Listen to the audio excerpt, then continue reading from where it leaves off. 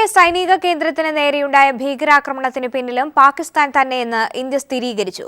ഭീകരർ ഉപയോഗിച്ച ആയുധങ്ങൾ പാക് നിർമ്മിതമെന്ന് കണ്ടെത്തി. ഭീകരർക്ക് പരിശീലനം ലഭിച്ചിരുന്നത് IS സഹായത്തോടെ പാകിസ്ഥാനിലെന്നും സൂചന.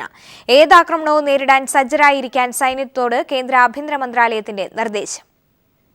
പത്താൻകോട്ട് ഭീകരാക്രമണത്തിന് പിന്നാലെ കാശ്മീരിലെ സൈനിക കേന്ദ്രത്തിലെ ചാവേർ ആക്രമണത്തിന് പിന്നിലും പാകിസ്ഥാൻ തന്നെയെന്നാണ് കേന്ദ്ര ആഭ്യന്തര മന്ത്രാലയം സ്ഥിരീകരിക്കുന്നത്.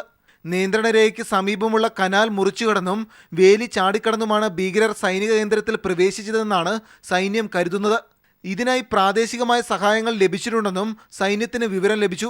ചാവേറായി ആക്രമണത്തിനെത്തിയ 4 ഭീകരരും വിദേശികളാണ്. ഇവരുടെ പക്കൽ നിന്നും കണ്ടെടുത്ത അത്യാധുനിക ആയുധങ്ങൾ പാക് നിർമ്മിതമാണെന്നും കണ്ടെത്തി.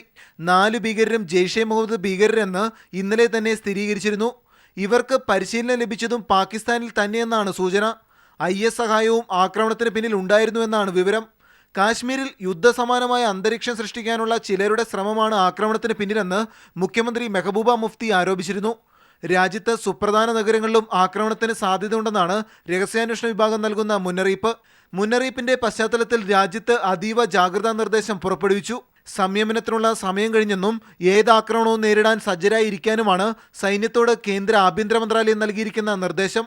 News bureau, Delhi.